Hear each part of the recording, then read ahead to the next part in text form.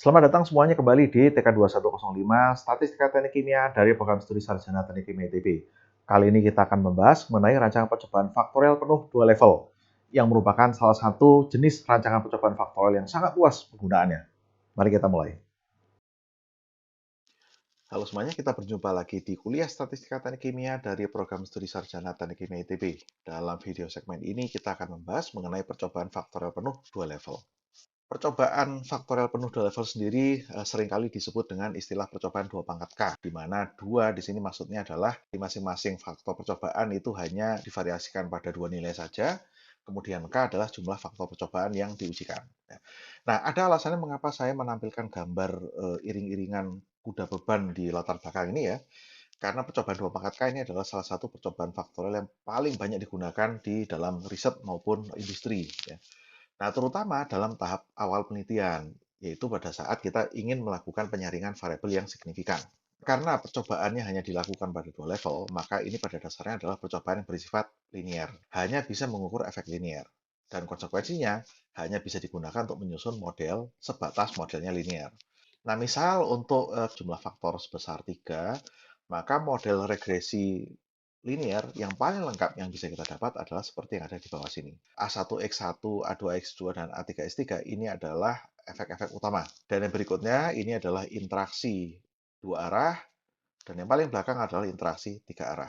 Dari kiri ke kanan kita katakan orde dari efeknya meningkat. Jadi orde dari efek dinyatakan oleh berapa banyak variabel yang muncul di dalam setiap efek tersebut. Ya, di sini ada satu variabel, di sini ada dua variabel, ada tiga variabel. Nah, ini ada satu contoh rancangan percobaan 2 pangkat 3. Lagi-lagi 2 pangkat 3 artinya faktornya ada 3, setiap faktor divariasikan pada 2 level. Ya, dalam hal ini faktornya diberi simbol A, B, dan C. Bagaimana penggambaran atau pengertian dari efek utama dalam percobaan 2 pangkat 3? Anda perhatikan di sini, ini adalah efek utama A. Masih ingat dari segmen video sebelumnya, efek utama adalah rata-rata dari besaran kontras. Ya.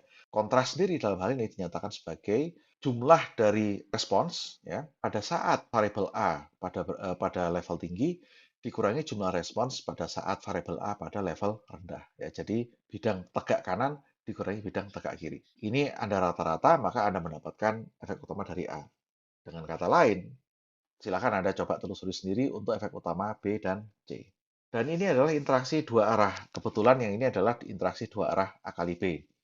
Penggambarannya seperti demikian. Jadi kontrasnya diperoleh dari jumlah respons percobaan pada bidang yang ini. Ya, silakan Anda ikuti pointer saya. Dikurangi bidang yang satunya lagi. Kemudian di rata-rata menjadi nilai efek interaksi AB. Lagi-lagi silakan Anda simak buku tes kita untuk interaksi dua arah yang lainnya, yaitu AC dan BC. Dan untuk yang terakhir, interaksi tiga arah secara geometri seperti demikian. Jadi kalau Anda lihat di sini, anda bayangkan Anda visualisasikan dalam tiga dimensi. Jadi di dalam kubus ini kita bisa menggambar dua buah piramid. Yang satu bisa Anda bayangkan puncaknya menuju ke kita. Ya, yang saya gambar dengan garis merah, ini puncaknya menuju ke kita. Dan yang satu lagi yang digambar dengan garis putus-putus, puncaknya menjauhi kita. Ya. Jadi interaksi tiga arah, kontrasnya adalah jumlah dari respons percobaan yang diberi tanda plus dikurangi yang diberi tanda minus. Nah, ini contoh yang lebih konkret di mana kita sekarang meninjau percobaan yang lengkap dengan datanya. Jadi ini percobaan domba ketiga yang mengukur efek kadar serat kayu keras, ya diberi simbol A, kemudian tekanan pemasakan B, dan waktu pemasakan C, dalam proses produksi suatu pulp atau bubur kertas. Ya, terhadap kekuatan mekanik kertas yang dihasilkan. Setiap tempuhan ini dilaksanakan dalam dua replikasi atau duplo. Pengukuran data dilakukan secara teracak sepenuhnya, artinya pelaksanaan tempuhannya tidak mengikuti urutan standar Yates, tapi diacak. Jadi ini di sini disampaikan data percobaannya dalam variabel asli, variabelnya belum dikode atau belum dikodekan. Level rendah dari konsentrasi serat kayu keras adalah 2% dan level tingginya 6%. Tekanan pemasakan level rendahnya 400, level tingginya 650 kilopascal, dan waktu pemasakan level rendahnya 3 jam dan level tingginya 4 jam. Ini adalah hasil pengolahan data dengan ANOVA. Dalam segmen ini saya hanya menampilkan hasil akhirnya. Untuk prosedur pelaksanaan ANOVA-nya nanti akan kita pelajari di segmen berikutnya, di mana saya memberikan tutorial untuk melakukan pengolahan datanya. Jadi ini adalah kontributor dari variance-nya, ya. Yang atas ini adalah efek utama dan ini adalah efek interaksi dua arah, dan yang paling bawah adalah interaksi tiga arah. Signifikansi dari masing-masing efek tadi bisa kita lihat dari p-value-nya tentunya. Kalau kita bekerja dengan alfa 5% atau tingkat keberartian 5%, maka efek-efek yang p-value-nya lebih rendah daripada 5% berpengaruh secara signifikan terhadap respons. Efek ini bisa diplot juga dalam bentuk Pareto, yang seperti ini namanya adalah plot effect. Kemudian kalau Anda lihat di sini ada suatu nilai kritik. Masing-masing efek ini kemudian distandarisasi menjadi besaran T, dan ini adalah nilai T kritik. Efek-efek yang nilainya di bawah besaran kritik kemungkinan tidak signifikan, dan yang di atasnya adalah efek-efek yang signifikan. Jadi di sini kita lihat bahwa tidak semua suku model atau tidak semua efek itu berarti. Yang tidak berarti ini saya beri tanda merah, yaitu interaksi dua arah AC, dua arah BC, dan interaksi tiga arah ABC. Dan sisanya adalah yang diduga signifikan. Karena tidak semua suku model yang signifikan, maka kita harus melakukan perampingan model. Dan ini adalah hasil perampingannya, intinya sederhana saja. Kita ulangi lagi ANOVA-nya dengan menggunakan software, tetapi efek-efek yang tidak signifikan kita keluarkan dari model ANOVA-nya. Maka sisanya adalah demikian. Anda lihat sekarang, nilai p-value-nya kelihatan bahwa semua efek yang tersisa adalah signifikan. Ini adalah nilai-nilai koefisien regresinya, sehingga saya bisa menyusun persamaan regresi berdasarkan koefisien-koefisien tersebut. Ya. Antara kelompok koefisien yang ada di atas dengan yang ada di bawah, ini angka-angkanya berbeda.